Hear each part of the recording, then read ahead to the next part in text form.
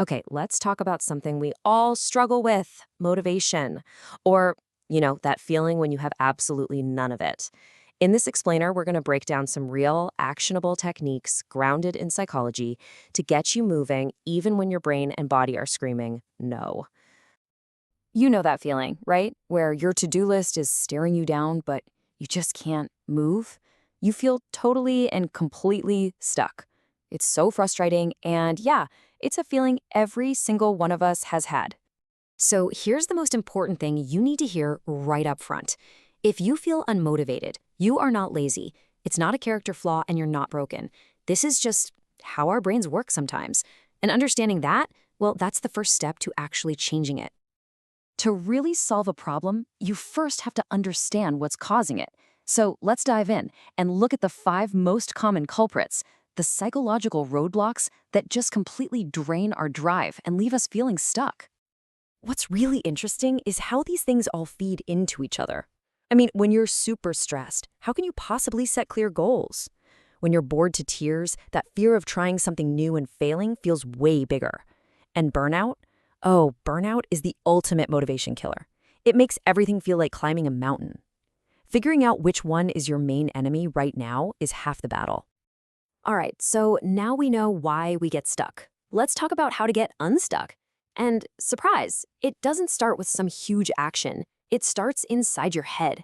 We're going to play a few simple but seriously powerful mind games to rewire that internal voice. We have this idea that we need to be tough on ourselves to get motivated, but the science, it says the exact opposite. Being harsh just creates self-doubt and makes you want to quit. This is where self-compassion comes in. A study back in 2011 found that students who were kind to themselves after failing an exam were actually more motivated to study harder for the next one. Kindness isn't weakness, it's fuel. Okay, this technique is fantastic. The next time your brain starts telling you all the reasons you're going to fail or why something is just too hard, I want you to actively argue with it. Like, have a full-on debate in your head. Start listing all the reasons you can do it. It breaks that negative spiral and reminds you that your pessimistic thoughts, they aren't facts. I just love this quote. It paints such a perfect picture, right? Motivation isn't some vague feeling. It's the actual power source. You can have the best engine in the world, all your talent and ambition, but without that spark, it just sits there. Okay, this next part, this is probably the biggest secret to motivation we're going to talk about. See, we have it all backward. We think we need to feel motivated before we can act. But the truth is, it's the other way around. Action is what actually creates the feeling of motivation. You don't wait for the spark, you build the fire yourself. And that brings us to this awesome psychological tool called acting as if. You can literally trick your brain into feeling more motivated just by changing your behavior first. So instead of sitting around in your pajamas waiting for inspiration, get dressed as if you're going to have a productive day. Put on your gym clothes. Just walk over to your desk. These little physical cues send a message to your brain that says, all right, I guess it's go time. And this is where the 10-minute rule becomes your absolute best friend. Look, the hardest part of anything is just starting, so make it ridiculously easy to start. Tell yourself, I'm just going to do this for 10 minutes. Anyone can do anything for 10 minutes, right? And what usually happens is, once you're in it, Newton's first law kicks in. An object in motion stays in motion. You'll probably just keep going. So we've tweaked our mindset, we've learned how to take that first step. Now let's stock your personal toolkit with a few more practical, everyday strategies you can pull out anytime you feel that motivation starting to fade. This one is a total game changer. It's called temptation bundling. You take something you hate doing and pair it with something you love. This way, you're hacking your brain's reward system. You start to associate that dreaded task with something pleasurable, and you might even start to look forward to it. Sometimes the problem isn't you or the task, it's the 4 walls you've been staring at all day. Our brains get bored. A simple change of scenery can be like a reset button for your mind.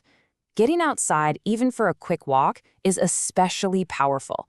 It gives you a mental break and a fresh perspective when you come back.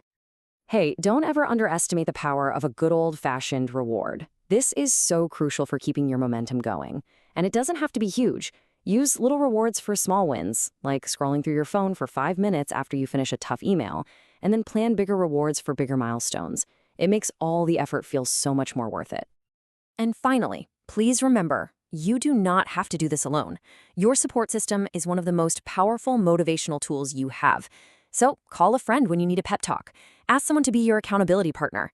Sometimes just knowing that someone else is in your corner is the only boost you really need. So if you only take one thing away today, please let it be this. Stop waiting around for motivation to just magically appear. It's not lightning in a bottle. It's not something you either have or you don't. It's a system. It's a practice. It is a set of skills that anyone, and I mean anyone, including you, can learn and get better at. So let's make this real, right now. Forget about your big goals for a second. What is one tiny 10-minute thing you've been putting off that you can do the second this is over? Think of it. Now, go do it. That's it. That's how you start.